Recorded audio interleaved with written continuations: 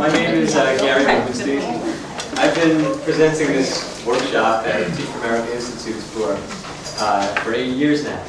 And I've been doing it, I've been doing it because I'm trying to speak for, I'm going to speak for an unrepresented voice in all teacher training, not only in all teacher training, but specifically possibly in Teach for America. And this is the voice of the people who had really awful, terrible first years of teaching.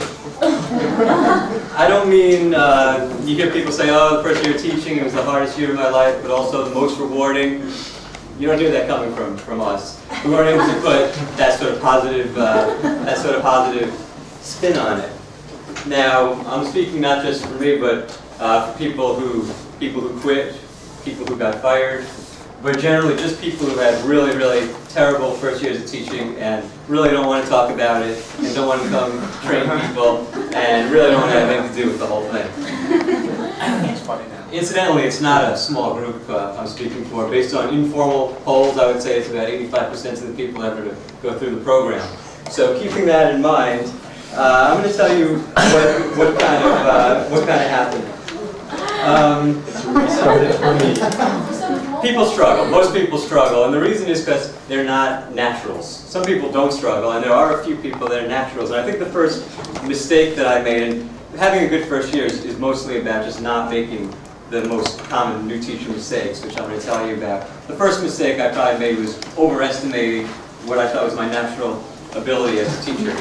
I might have been trained by people that were naturals, and some of the advice that they said, I assumed it would just work. Now, I did kind of think I was natural, because when I trained over the summer, I didn't have many discipline problems, and the kids all said, I wish you were, my teacher during the year and all that. So I kind of thought that I was a natural based on my summer school experience. It turned out that I took too many risks. The mistakes that I made were all based on risks that I took. I didn't realize that they were risks. I didn't realize how risky they were, and I didn't realize that I was kind of gambling away on these risks, potentially my students' learning based on these risks. So I'm going to tell you about what those were also. It was too late once I realized that I took too many risks. It is okay to learn from somebody like me, someone who really struggled at first. I did ultimately make some big changes by my second year. By my fourth year, I was the teacher of the year at my school. So I did make a huge turnaround, but not without a lot of thought. So it's good to learn from someone who failed and then really self-reflected and really thought, like, what do I have to do? And that's, I'm going to tell you what I came up with after my first year. I wasn't sure that it was accurate, but it turned out to be, and I've been talking about it now for 8 years. So the two goals of this workshop, one is, most importantly, well, actually it's not, but it is the first, going to happen first. Make you aware of what a bad first year, what that really means. Okay, what is a bad first year? What does it look like? And what is it? What is it really? So what are you risking by taking the risks that you might take? The bad first year is all about making mistakes, and all the mistakes are things that feel like good ideas when you do them, and I'm going to show you that they're not. But most importantly, that's going to be for about 25 minutes, and then the last part is going to be how you can prevent it from happening to you, how I prevented it from happening to me ever again, and how I've helped a lot of people do the same. So I'm going to take you back. We're going to refer to these afterwards. I will take you back to my first year of teaching, which was 1991. So imagine 12 years ago. Okay, so 1991, I was right out of college, getting ready, going to Teach for America. It was the second year of Teach for America. So 1991, just for reference, you were in 5th grade. So I was teaching 6th grade at a middle school. So my middle school, they were 1 year older than you are now, or they are. I had, and you have these, whether you realize them or not, we had to write them down. I had like premises. I started my first year with ideas. You've got them. Ideas like, you have ideas about what kids respond to. Because everything that you do, when you make a lesson plan, someone says, is that going to work? You say, yeah, it's going to work because kids respond to this, this, this, and this. or discipline plan. No, that's not going to work. Why not? Because kids don't respond to this, this, and this. So you have these things, and almost every decision you make is based on your teaching premises. And my premises were pretty straightforward. One, I said all children can learn, which I never lost even when things got bad. And I even never lost number 2, which was all children want to learn. I thought that was a really important one to have, because too many people when they struggle can say, well, these kids don't want to learn. Then, this is where they started getting a little less obvious. Kids have not been successful with the same old boring routine. The guy with the tie and the textbooks and the worksheets and the rows are in order and they give out index cards on the first day. That doesn't work, because if the old boring traditional thing worked, why would there need to be Teach for America? Why would there need to be all these other things that are coming up? So that was kind of important. And now I figured kids will behave. My last premise: kids will behave if they have a good teacher who they're learning from. They want to learn, so if they have a good teacher who they're learning from, they're going to behave.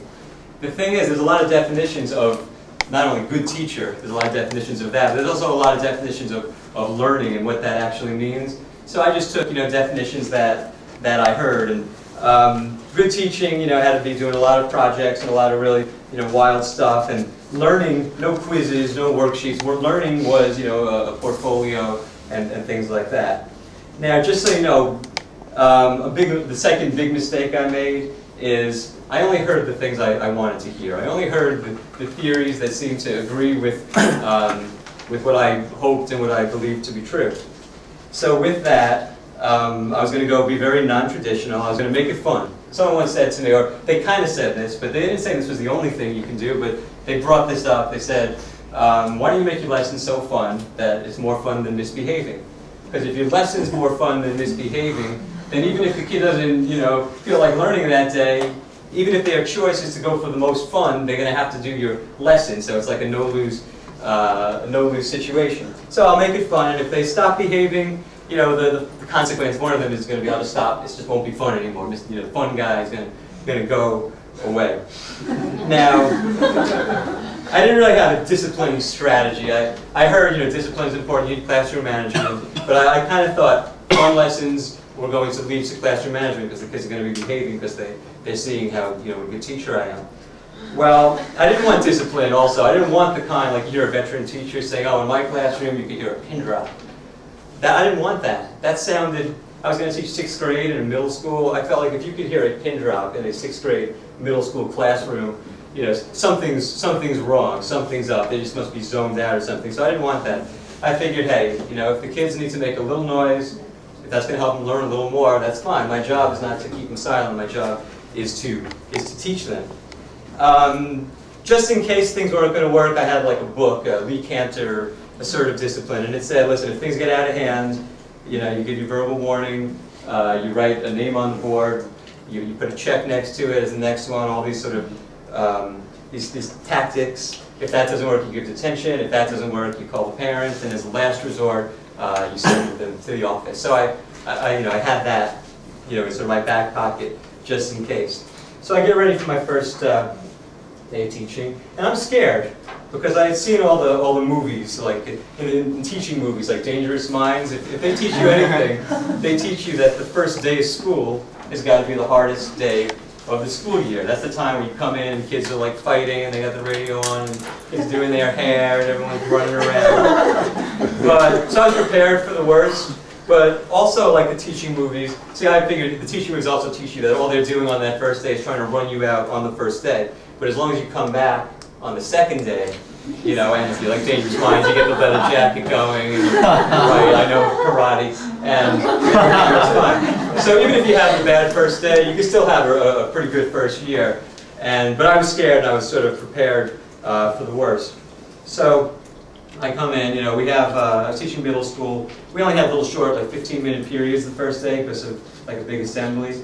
So I come in with a diagnostic assignment. So here it is. So here's diagnostic, 6th grade, got the adding, subtraction. You might notice it's not like typed or anything. That was okay. I'm going to come at them from a different angle everywhere. So this is kind of the homespun approach. So I give that out, and to my surprise, I got really lucky, I guess, because the kids there were no horror stories on the first day. The kids just sat, and they just worked, and they just did all their work, and never made a sound. And it went that way for a while. So then I started teaching. Now, we had textbooks, brand new pink, textbooks, but my philosophy was that the textbooks didn't really suit their needs, so I didn't need to make my own stuff. So the textbooks are all lined up, but I make my own things. I want them to really understand now. They're not just going to know how to multiply by using the times tables. They're going to understand, that counting, adding, and multiplying all are sort of intertwined. And you can answer one question, you can count in windows, or you can add them, or you can multiply. Same answer, so if you ever forget, you can actually work it out by adding. And for assessments, no big worksheet with questions, but they drew their own pictures, like this, and they did them. And they did them great. And things were going pretty well. But what I learned, and what I later was to find out, was that the first day of school is not the hardest day of the school year. The first day of school is the easiest day of the school year, and the first week is pretty easy also. Teachers call it the honeymoon period. So it's like a wedding honeymoon. It's the time where everyone's happy and no one's on each other's nerves and everything is great. But what I came to learn is that also like the wedding honeymoon, it was a time that I was likely to get screwed. Which is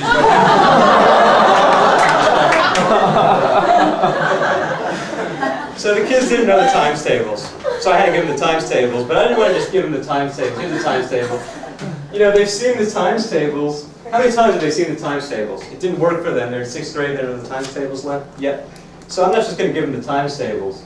I'm also going to give them the alternative times tables. Now,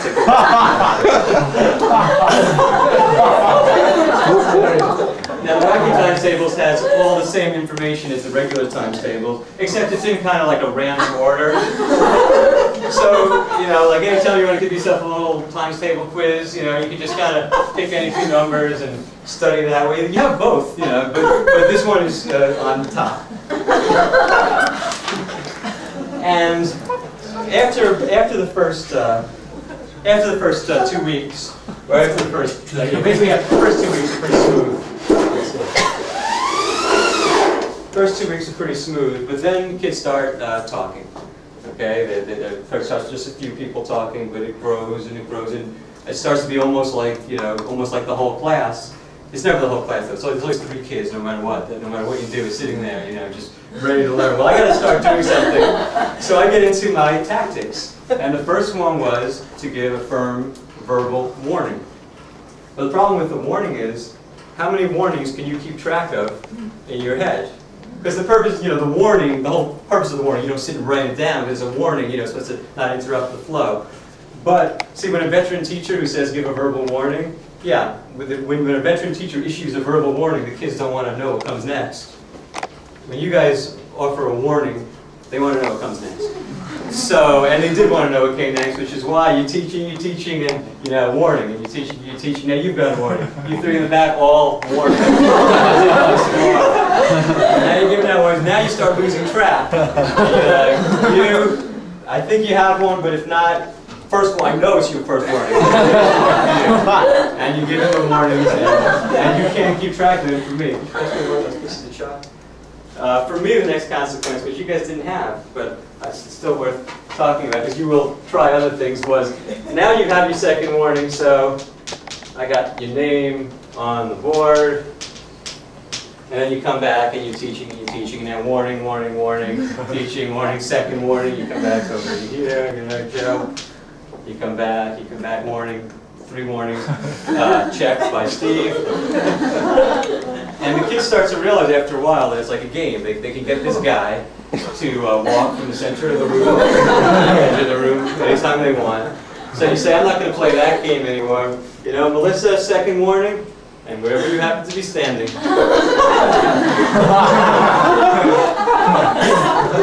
So now I got the names all over the blackboard. I got checks. I gave out, 27 warnings. There's 15 names on the board. I got, 12 checks. I stopped class over 50 times Yeah, it's a 45-minute period. Each time takes some time, and no one's actually gotten into any trouble. I've gone through my first, my first consequences, which were warning and name on the board. No one's in any trouble. The bell rings, and everyone leaves. So no consequence from it. No, not really. Let's see. So now, and of course, you have to erase around the names to teach your lesson. So it's pretty bad. So all I have is 3 consequences left. I have detention, call parents, and send kids to the office. And I realized that if I really follow my consequence list, this literally, like everyone except these 3 kids are going to be in the office by the end of the period every day. So I have to do, and I make my next major mistake of new teachers, is I start, pace myself. I need to pace myself. I can't go through this list so fast. The only way to pace yourself is to, in between the consequences, start doing threats. So it's not, okay, you already have detention. Instead of saying I'm calling your parents, it's no. Now you got detention. Now next time I'm calling parents. And you start inserting these threats in between. The problem there is just like the warning. Now you got to keep track of not only all the warnings, but you actually have to keep track of all the threats before you give the consequence. Because if he's got a threat between detention and calling parents, then everyone deserves to have that. Otherwise, you're being unfair, and they kind of trick you into being unfair. Because there's no way you are going to mess that one up, or you're going to lose your patience and just say the threat stage is over, and now you go directly, from one consequence to the next. So I'm making threats just to pace myself. Well, after the threat, the next thing was detention. Now, in my school, very reasonable policy, because these are school children. You can't give detention for that day. It's detention, tomorrow after school. And you tell a middle school kid that you have detention tomorrow, they have no concept of time. So you might as well say you have detention, 8 years from last Thursday. Because it wasn't making that connection. And sometimes I thought that I would do the deterrence detention. That's where you say, next one who talks gets 2 weeks detention. I just had it. I got to have silence. There is no deterrence. There is no. If you want to say it, but you are going to be there with the kid for 2 weeks, and there's a chance that some kid who never talked before just says something, and you're like, 2 weeks detention. You want to say, next bad kid who talks gets detention. you can't say that one. Even when I did detention, I did the wrong kind of detention. I did the rehab detention. I did the detention, the get to know you detention. What do you want to be when you grow up? How about you? That's not a good detention. Just to sort of fast forward, good detention is you sit there, I'm going to grade papers, I'll tell you when an hour's up. You might say, what about you sit there and do your work? You sit there, I'll do my stuff. If you want to do the work, doing the work isn't an awful thing, but rehab detention is a really bad detention. So I'm really running low on my options. I'm up to the calling parent. And it's not like you pick up the phone, you could, I guess, pick up the phone call right there, but you got your classes in chaos. You're going to pick up the phone, and the parent's going to hear, chaos going on. That's probably not going to work. So you don't actually call the parents. You say, okay, you already have detention, you named all this stuff, now you're getting the call home tonight. And you think that, or I thought that would make the kid be quiet for the rest of the period, because now he's on the record. Everything that happened from now on, he knows his parents are going to hear about. It didn't make the kid any better for that period for a lot of reasons. One, how do you know that the kid even has a phone? And if he has a phone, how do you know that you have the right phone number? Because sometimes they fill out what the phone number is. Even if he does have a phone number, you told him you're calling, so he answers the phone. Or he doesn't answer the phone, just lets it ring. Or he answers it, says they're not home, and hangs up. Or they are home, and he says they're not home. Or they're home, and he puts them on, and they say, hey, I don't know what to do. But usually, they say, okay, I'm going to get on him. So you think that makes the kid act better, but maybe he doesn't care. But 99% of the time, the kid does care, even with all those things. But he's still going to pretend he doesn't care for the rest of the period. So saying you're getting a call home tonight never quieted the kid for the rest of the day like I thought it was supposed to. So I'm really in trouble. This is, the class is talking, no one's listening, except for like 3 kids. I'm trying to teach my lesson. I'm feeling like the flight attendant, they're giving the emergency procedures, explaining it, and everyone's just kind of, I'm invisible. There's 3 kids listening. I'm planning a lesson. My lesson takes 4 days to make it through. 1 hour lesson is taking 4 days to make it through the lesson. So I'm in serious trouble. Now this made lesson planning a lot easier, but it wasn't what I wanted. I was looking for things to be easy. I was looking to teach. So I have to go to the big one, okay? I got to send kids to the office. Don't want to do it? Have to do it. So I'm sending kids to the office, right? Now how does that work? When you're envisioning yourself sending kids to the office? Is it like you office and they like disappear and don't come back? They don't have office as their last consequence. Here's the way it works. You have to write up like a discipline referral card. So it's not your office and they disappear and you keep teaching. You have to come over to your thing, start writing up the thing, you know, explaining what happens. Then you, in our school, you handed it to the kid. Now the kids are supposed to take that to the office, but they start reading it out loud, saying, you lie, as they storm out. Now they have this thing. This thing actually serves as a hall pass, which is gold, because you can just walk around the halls, go to the office, go to the office. I thought the office was a bad place until I found a note that said, get sent to the office, 5th period, I'll meet you there.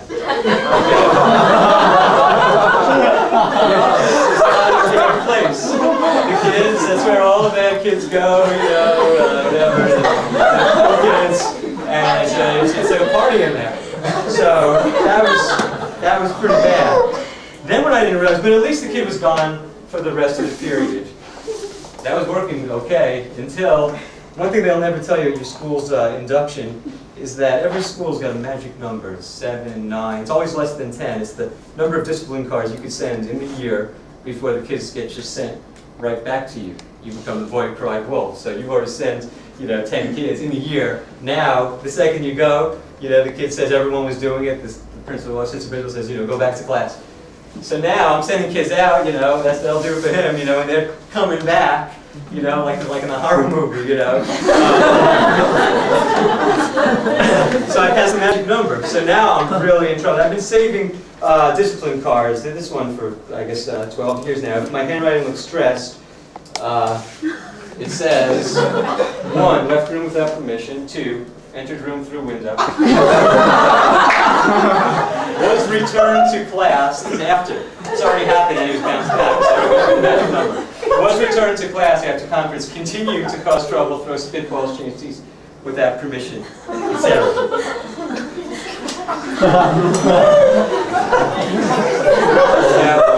So now what am I going to do? I mean, I'm on the last page of a certain discipline. I'm thinking there's going to be like a card that says, you know, need the last consequence, you know, send, you know, $1,000 to the cancer. But there's nothing. I don't know what to do. Everyone's talking except for 3 kids, right? My original theory of little noise is going to help them learn a little more. So by that logic, I guess my kids are all going to be geniuses because the whole class is talking. And I've gone through my consequences, and I'm out of consequences. So now I make the next big mistake, which is start improvising. Go off the script. So, you know, I don't know what to do. You know, someone said, hey, why don't you just, you know, kick back, get the newspaper out, you know, put your feet up on the desk, say, I'm ready to teach when you're ready to learn. You could do that if it was the whole class. But you got these 3 kids here like this. How are you going to explain to those kids, like, you know, it's just a short-term tactic that's going to ultimately So I couldn't do that. You guys learn, you know, clap if you could hear me. There's kids, it was 12 years ago, my first year. There's probably some kids I think that are still clapping from the one time I tried to do that. You know, I had options. You know, everyone's talking. I figured, well, you know, if nothing else, photocopy your lesson plan, hand it out, say, read the thing. At least, you can read it, and at least, you know, that way you could kind of learn it. So, but that's not working either. I'm trying everything. I'm trying, and it's funny that someone should say security because there is a panic button in the room in dire emergencies. And you know, at first I just did it as a threat, you know, thinking it was a deterrent, say, you know, I'm going to have to push the panic button and get some kids out of here. And the next day I had to go with my hand near the panic button and touching the panic button. And ultimately I am pushing the panic button. Security is running down. And the whole class except 3 kids are talking. I'm like, okay, you, and you. And they're carting kids away.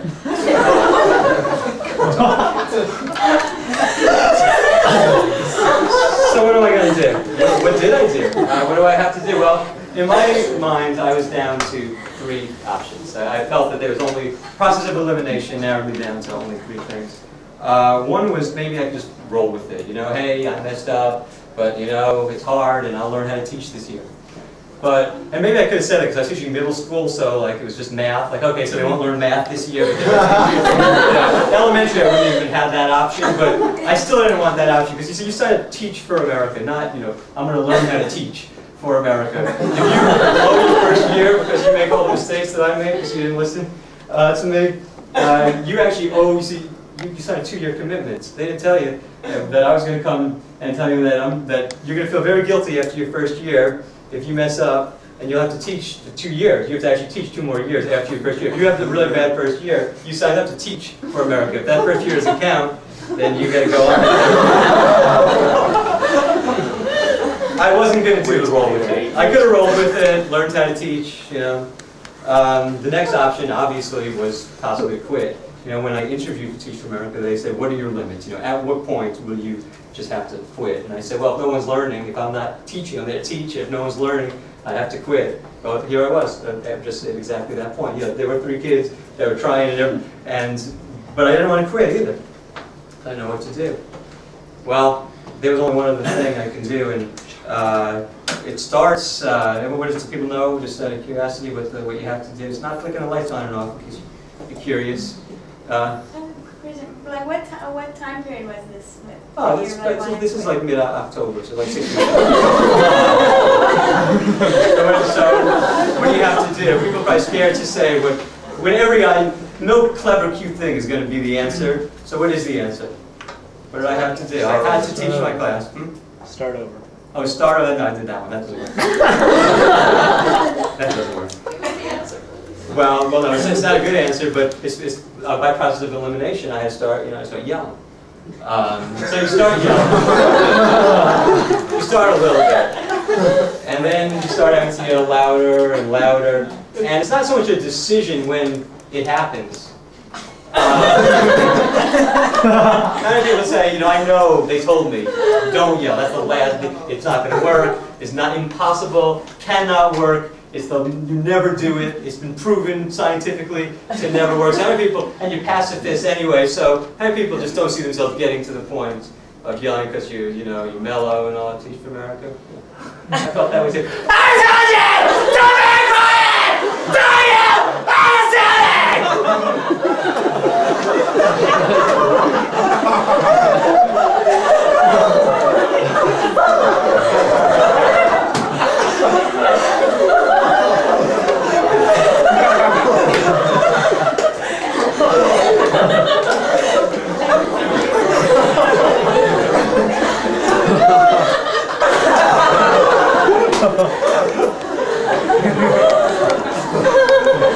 It says, I will teach this class if I have to. It's drawn by students, so you got me as a Simpson character stepping on his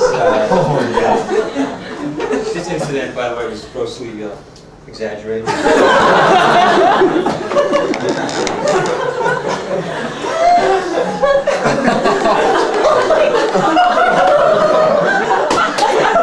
Don't move or I will kill you.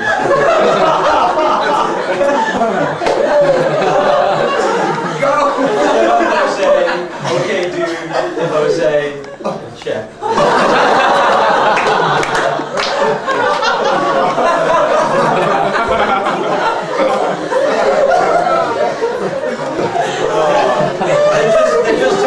Just to prove, I don't know exactly what it proves, but Mr. Rubinstein, I'm so glad to have you in class, math class for teacher, because you did all this hard work so we can learn the work. Mr. Rubinstein, I know you're so nice with us, but some boys make you mad. I'm so glad to have you for teacher.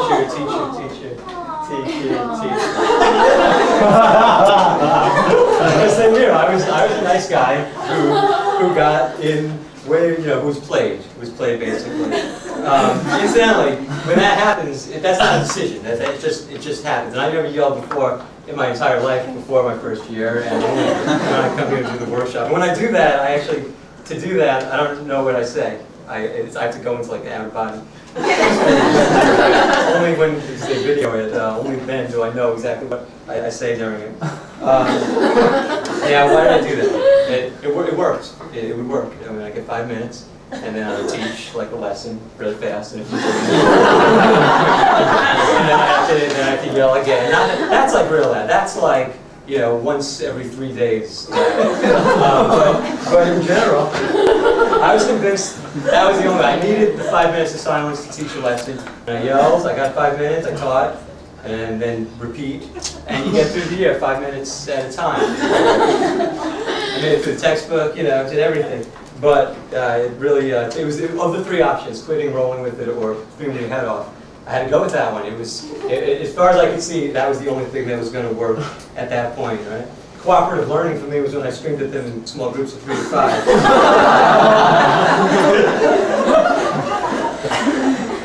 I wouldn't have believed it. In the institute, someone told me I might be screaming that way. You could have told me I'd be, hitting kids, and I would be as surprised. But yelling at kids like that was not. It wasn't, hitting kids. It was bad, but that's what I had to do. Now you might think that, okay, so you yell, kid comes in through the window, but in general, what's it like? There's no tape of it, but there is this. This is. I thought a girl was writing a note to her friend because there's a math class, all these words. She was taking notes in the strictest sense of the word. This is a transcript. Okay. Now this is fine. This is like no yelling. Okay, well Amber, pay attention. That you don't have to move it. Add zeros if you need. Wait, let me get the eraser. Have you seen the eraser? Oh, here it is. Quiet, quiet. Erica, Jaime, quiet. Jaime, quiet. Okay. These are very, very easy. Okay. Number one is opposite. Okay. Let's go over these examples. Jaime, you say that. Jaime, enough of that. When you watch the TV, you're going to be sent to Harper's room. That's it. That is the answer. Don't write on this. Keep your mouth shut.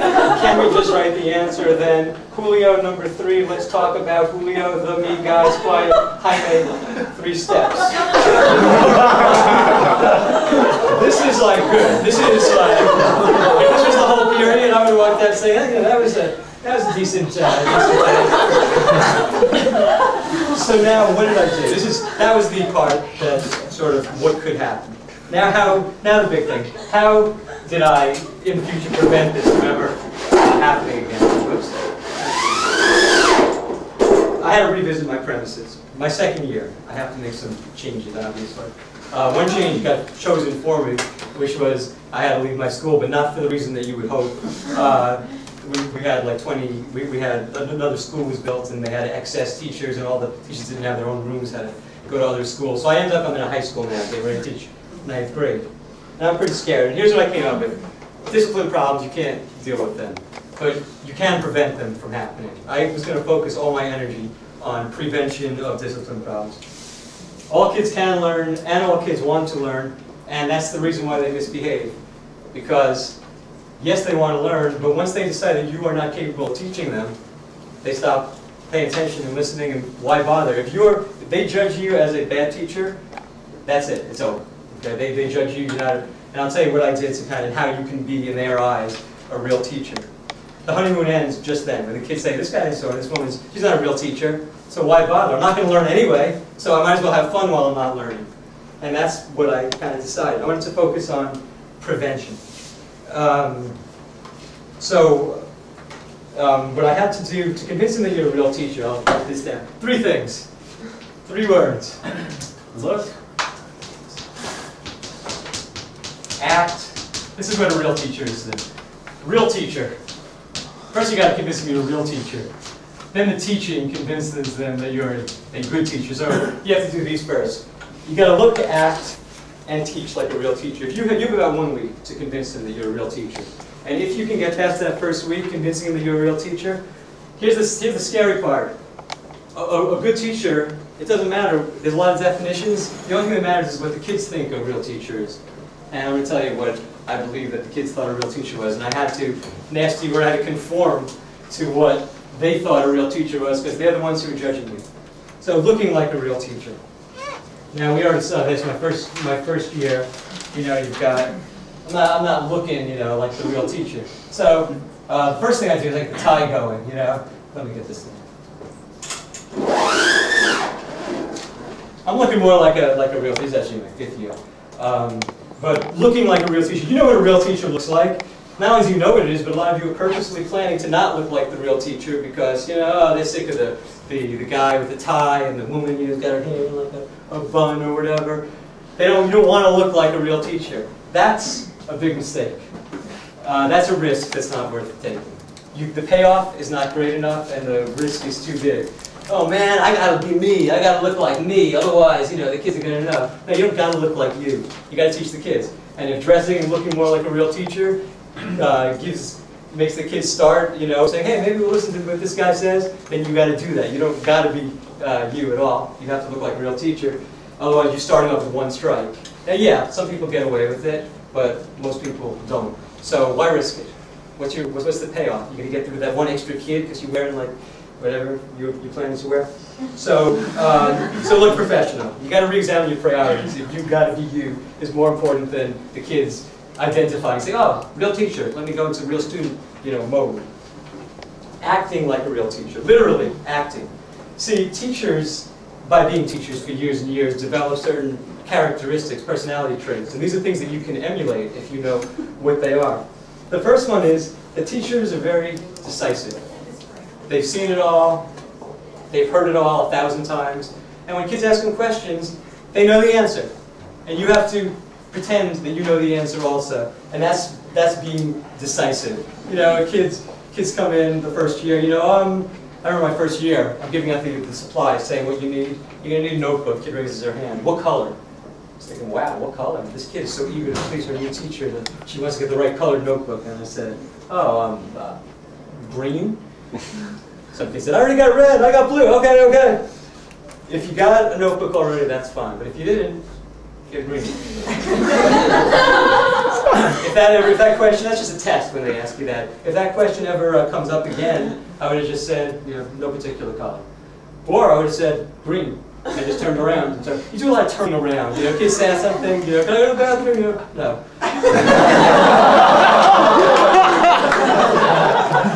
If you stand there, then they want to get like the last word. It's not disrespectful. It's what real teachers do. A lot of turning. It looks bad. The teachers have seen it all. They just don't get surprised. The assembly. You know, kids come in. Oh, we supposed to go to the assembly today? You know, and I'd be going through like, oh, what, the assembly? I didn't know about that my first year. You know, second year, I still never heard of the assembly. Really, the assembly?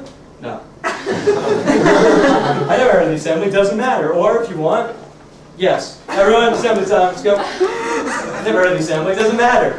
It doesn't matter whether you just got to answer decisively, and that shows that you're a real teacher. If you're teaching elementary school and you're passing out the papers on the first day, and some kid, yeah, let me help you. No, I got it. Thanks. And you pass it out. Why? You're getting played, possibly, most likely. That kid who volunteers to pass out papers, first kid to stab you in the back. You ever seen that? Can I pass out the papers? No. What's your name again? I don't want anyone who feels, some kid, hey, I want to be your best student. That's great. Take a seat. I don't want anyone who's comfortable enough to start like chit-chatting with the teacher on the first. I don't want them. I love that they can be your best students. But I'm wary, which is fine. Oh, you're labeling the kid, and that's a self-fulfilling prophecy. No, I didn't find that. I'm ahead of the game. I'm thinking ahead. I'm planning. So now what else did I teach you? The rules. I was this guy. I got one rule. And that rule, respect. Now respect has three parts though. It's respect for me, respect for your classmates, and most importantly, respect for yourself. Are we supposed to, do we have to raise our hands to use the pencil sharpener?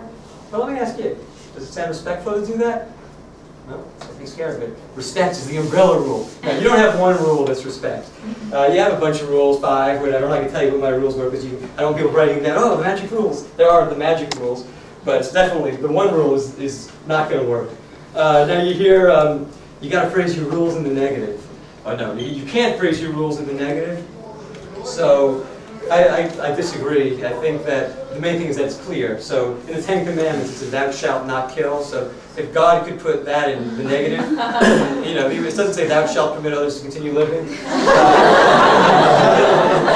main thing is it clear? Now most of my rules were in the positive, just so you know, but the main thing is, and I always call them rules, they're not my expectations, they're my rules. But aren't expectations things that kids will rise to, and rules are things that people will rebel against? No. Rules are things they'll do, and expectations are things that you hope they'll do, kind of, but they may not. So I call them the rules. Real teachers don't babble so much. Someone said that new teachers have like 10,000 words in a year before the kids tune out, and new teachers use them up by the end of the first week. You got to keep your mouth shut. You know, a kid walks in, you're from Boston, let's say a kid walks in with the Celtics jersey on the first day. You're like, hey, you're from, oh, but you like the Celtics? I'm from Boston. No. Shut up. Don't say anything. But keep your mouth shut. The kids will learn plenty about you later on. You don't need to like You don't need to make interesting banter every chance you get. You just keep your mouth shut at first and don't use up your words. Okay, now what else? Oh, so now you've looked at acting like a real teacher. Now, then they'll listen to you. At least they'll be ready to listen to your lesson, this is the most important. This is really the whole thing, really. Teach like a real teacher. Now, my first year, no textbooks, no worksheets. I'm going into a high school teaching 9th grade, and I decided that a high school kid, what does a high school kid think a real teacher is? To a high school kid, the real teacher gets the textbook out, says over in chapter 1, section 1. Math teacher gives a worksheet, you do it, you get a quiz at the end of the week, looks kind of like the worksheet, you do that, and if you get a good grade, that teacher's a good teacher. So I said, that's what they want, that's what they're expecting. I'll give them that at first. I got to win them over first. I'm not going to go in wacky the first week. I'm not. So I give up a week of wackiness to win them over, which is fine. So the textbooks, my first year when I finally gave out the textbooks in like November, my classes cheered. Those 6th graders were cheering because this guy finally kind of did something that's sort of real teacher-ish. So I gave out the textbooks my second year on the first day. I gave out worksheets, and you might say, "Oh man, those veteran teachers are lazy. That's what they do." Yeah. Veteran teachers are not lazy. They know that the school year is a marathon. Summer school is a sprint. You got to be fun every 2 seconds. It's a marathon. You got to pace yourself. You got to learn the kids' names. You got to do all that. So I became very, very traditional. And that was the idea is not to do that for the whole time. And as you'll see, I didn't do it for the whole time. But I gave it to them. So I was a lot more. I was totally traditional. I'm encouraging you to be more traditional than you thought you would be. So the C word, conform to their expectations. That was bad. And then learning. They want to learn. You're a good teacher. You're doing what a real teacher, what good teachers do. But then, did they learn? Now, you might do something wacky, write a skit about your fractions, and they do it, and you give them all A's because they showed applied learning, and you think they learned. That's not important. Well, it is important that they learn, but what's more important in the first week is that they think they've learned. Not that you think they've learned. I'd rather there's a lesson where the kid didn't learn but thinks he did, than did but thinks he didn't, at least in the beginning, even though I can't think of a possible lesson where they think they did but didn't. But if there was, I take that on the first day because they need to think you're a good teacher and a real teacher and someone they can learn from. Then they'll listen to you. The worksheets, 20-question worksheets, boring. Not to a kid who's never gotten all 20 questions right before. I taught pretty well in the traditional way. The kid got all 20 questions right. Suddenly they're really happy. End of the week I give a quiz. I know everyone's going to get a 90 on it, and they do. Because it was like the worksheets, and I knew I would grade them and help them. And now they got 90 on the fridge, and I'm a great teacher. After 1 week, I convinced them I'm a great teacher. So now to move on. Oh yeah, I gave out the index cards. Real teachers, index cards. I didn't need index cards. I had the class list. Didn't matter. I wanted to look like and act like a real teacher. The first day, boring. My first day, I made it very boring because when I'm thinking, no lesson's going to make every kid excited, So why not have everyone learn on the first day? Sometimes it's just going to be boring, and that's the way it goes. Because I can't be fun for every kid, every lesson. Impossible. So why not make the first day? Well, it's only an hour. Elementary is a little different, but I made the first day. Here, do the cards. Here's your diagnostic test, whole period it takes, and I learned the names during the first day. No group work for the first 2 weeks for me, for sure, because I got to be sure that every kid is learning and thinks they're learning and doesn't think the class is for playing. Now, the next thing, discipline like a teacher. I still, even though I won their respect by being conforming and getting the 90s on their first test, still got to do some things. The kids are going to test you. I was a new teacher at that school. My first consequence, which was not listed anywhere, was give a teacher look. Now, you got to practice that. Teachers just have it because they taught, but you need to practice your teacher look. What does it look like? Mine, it's fast. It's faster than you figure. As a kid, you're talking, you kind of, it's kind of like a squinty, you just kind of look. It's not long. If you do it for too long, what are you looking at? You just kind of, now you got to practice your teacher look in the mirror, because if you got the one eyebrow up here and the other one down here, and you think that's an effective teacher look, it's not. So I was always this kind of squinty teacher look. No, you've done the teacher look. You're driving and someone cuts you off and you drive by them and you go.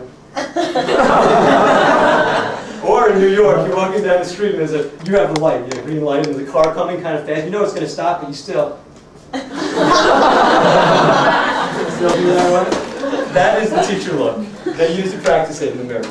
Other nonverbal things, non-confrontation. I did a lot of like tapping, you know, and doing this and going like that. But non-confrontation, a lot of nonverbal stuff. I used to be able to get kids to change their seats. I'd be like, okay, you're going to sit here, and you got to turn around and pray to God the kid moves.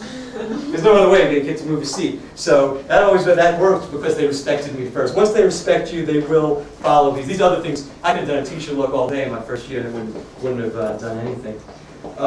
Teacher persona. You are going to have to be like what are you going to be like as a teacher?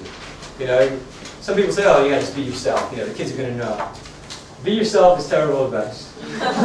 Who is yourself, first of all? But even beyond that, who told you that? Because being yourself worked for them, so you don't have to be yourself, you have to be them, to be sure. Because is yourself someone who just stands in front of a class and 35 middle school kids are going to sit there and listen? I decided being myself wasn't going to work. My second year, I needed a new persona. One thing I knew, no more yelling, ever again. For me, that meant, unfortunately, I had to like, shut up. I felt if you smile, you have to yell. Like, you open yourself up for that. So I said, no more yelling, which means no more smiling, ever. So, no smiling. So that was one thing. Now, who am I going to be? I don't know. I'm kind of like neutral. I don't know what to be. My first year, I remember thinking, oh, I could be anyone I want. You know, I could be cool. I remember saying the same thing before the first day of college. Didn't work then.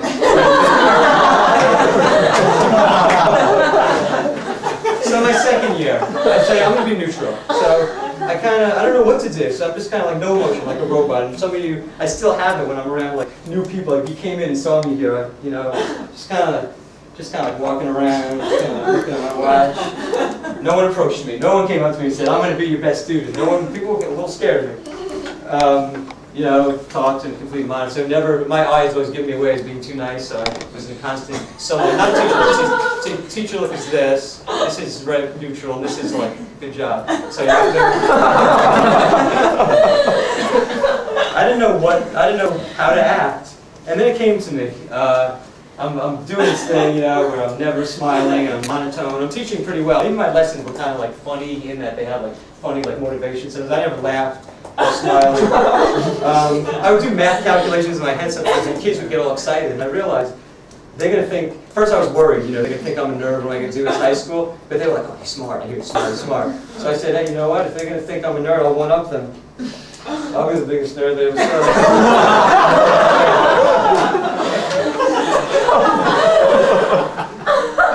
That's it. She's like a freaky stud nerd.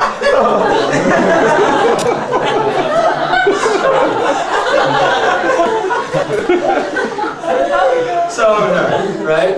But now, after the first couple of weeks where the kids all get 90s, you know, maybe I spoon-fed it to them a little, but that's what they wanted, that's what they got. I started being able to do fun things, and I was not so traditional anymore. And here's an example of how I utilized my persona and did a pretty good lesson. I come in one day and say, you know, I don't talk a lot about personal life, but on the weekend I went to this party. And yeah, it said, you know, party at 7, so I got there at 5:30. No one really talked to me throughout, so I just kind of sat in the corner. I stayed throughout the night, and every few minutes I wrote down the number of people that were there. When I got home, I made this graph.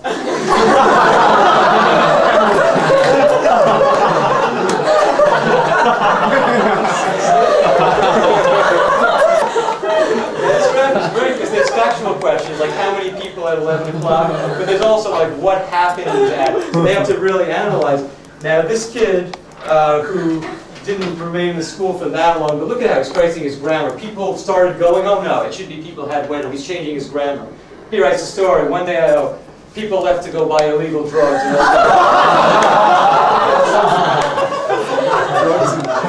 now what do? Do you report him, or do you check his facts and match up and you give him 100? You know, what I did, you're not supposed to tell kids how much you make. My kids had to know how much I make, because how else would they do my 1994 income taxes?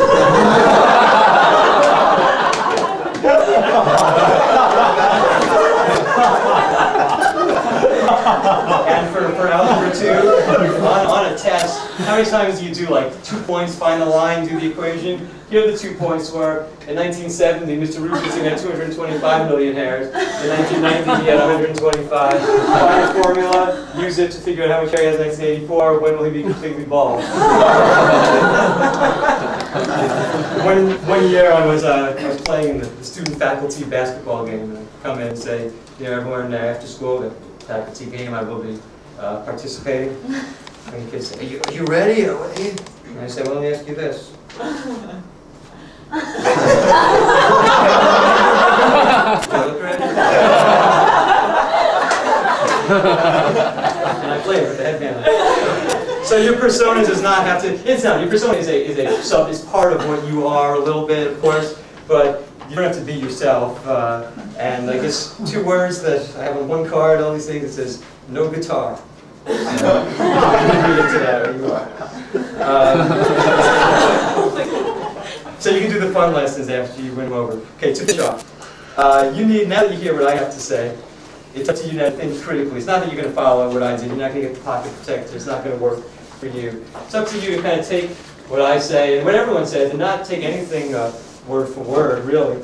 But now you know that you have to really think, like, okay, that worked for him. Or, you know, my mentor told me this. Is that going to work for me? You got to be your own, like, devil's advocate, you know. That's the, you know, you got to have a part of you that said, that might not work. How can I fix that up? And if you do that, you know, it could work. You shouldn't, you got to really think. I didn't prepare enough. I thought I prepared enough, but I wasn't mentally prepared because I thought it was going to be easier than it was. I didn't realize you got to think everything out beforehand. 3 last quick things. One, my friend who was videotaping it, Jason Levy, is an assistant principal in the Bronx. He's a Teach for America 1993 Corps member, and he's doing a workshop tomorrow. And he's an administrator. It's about what your administrator expects of you. And that's another one that, besides wishing I had this workshop to go to, I wish I had that one. And I really recommend it. He's been teaching 8 years and then 2 years as an assistant principal, and he's pretty funny also. 2 other things. One is that I'm not here to sell books, but I happen to have them. The book I wrote, I don't know, is this going around the Institute ever, or no one's ever seen this? Yeah. I saw this is a book I wrote about my first year, which has its advice for teachers, and I have a bunch at $10. And now, real important, you have a evaluation form. Let me just get this thing out quick. This is real important to me. I don't care if you buy a book, because whatever. But to fill out the evaluation and to really write something thorough. You see, we, Teach for America, it's not entirely clear how useful this workshop is. You know, it's funny, and if you think it's funny and that's a good stress reliever, you could write that. If you think that you might come out of this workshop feeling less prepared than you were going in, but knowing deep down that in reality you're probably more prepared, you may not have time to write something on the back, you know, real thoughtful, but I promise you that it will be seen by very high-ranking Teach for America people. Secondly, I have my email address. If you feel like you want to go home and write something, you know, longer and email it to me on the front of the handout, I have my email address. If you fill out this workshop evaluation form, I'd appreciate that. And while you're doing that, we started a couple of minutes late, so I could, as you're doing it, people have some quick questions. These things used to be an hour and 15 minutes. I cut stuff out. I was trying to get it in, but it's pretty good for an hour. Anyone ask quick questions while I play these out? Yes. What would be like the real teacher reaction to like this just to people talking? Oh, I can't believe I didn't say it in my thing. I didn't say God. I'm glad you asked that, because when the teacher look doesn't work, I got to write it into my cards. I redid my cards yesterday. I call parents a lot, but without warning. Thank you a lot for it. It's like the one. Yeah. I'm gonna write that down right now. You call parents without warning. You don't tell them you're going to do it. Even if you only get through to 2 out of 10 parents, those kids come in the next day. Oh man, why did you go home? And now you become you're a teacher of action now. I would call parents a lot. I wouldn't get through to a lot of them, but the ones I did, those kids would come in complaining. Everyone knows now. I don't get warnings. I just do. I'm crazy. How could I have? It's funny how you do a workshop for 8 years and you leave off. That's got to see one quick thing. Discipline, don't babble, revisit premises, teach. Yep, I left it off my cards. No, the only tactic I ever had was the size that the teacher looked. Remember, I prevented a lot, but the stuff I couldn't prevent and the teacher didn't help with, I would do the surprise parent call. And there it is. Okay, surprise parent call. The parents love you, because there's a 90. They got a 90 on that test. It's up on the refrigerator. The parent calls were short and sweet, and by the end, hey, he's at it again. Okay, see ya. That was after, not the first time. The first time, you got to say something good somewhere in there. So with that, let's all the questions. Well, we were supposed to give out consequences, like on a poster the first day we did our rules. So how did you do that? You had an unexpected parent call, or? No, it wasn't. I didn't post my consequences. But I was teaching high school, and you also have to see what they're expecting from. Like, if every other teacher in the school posts consequences, in high school you don't post the consequences. I think that the consequences, I don't want to post them because they may not work, and I don't want to be now changing them. But there's pros and cons to both of those. There's pros and cons. Someone I hear something talking about how on the first day I'm gonna have the kids act out good and bad. And I don't like that one either. I say, don't ever know what it feels like to do bad in my class. So, but again, keep in mind that I am scarred and probably have post-traumatic stress disorder from my first year of teaching. Why else would I be the only alum who's been coming back and doing a workshop for 8 years, who's not like a staff member. So keep that in mind. I'm just one perspective. So I never would post my consequences, but that doesn't mean it's wrong to do so. Okay, other questions as you do your evaluation? So do you hope that the second situation would never happen where there's a second year where it was everyone but 3 kids? Right, yeah. Oh, I had bad days once in a while, even after my first year. I would not even, the next day I just come in and start teaching again. I would not say, yesterday was unacceptable, I just ignore it practically and just go on. I can't believe I left something, I better put like a star or something.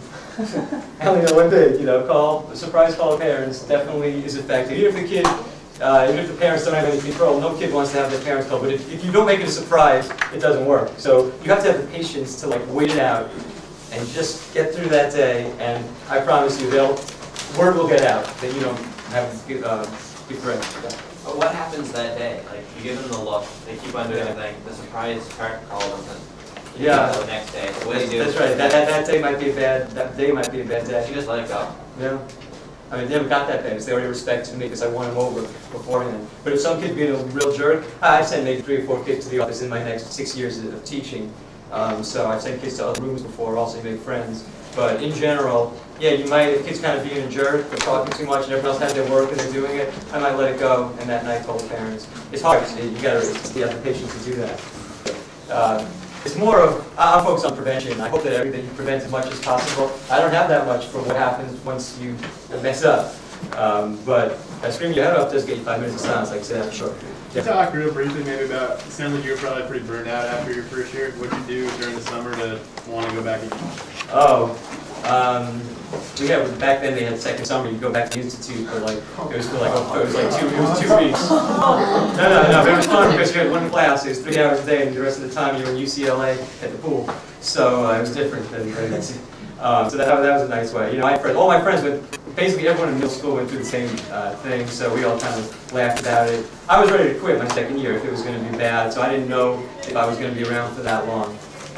After 4 years at Nellie, I was so burned out. Even though I never had a discipline problem again, just the energy it takes to never laugh or smile, it took a lot out of me, so I stopped teaching. Then I briefly came out of retirement for a year.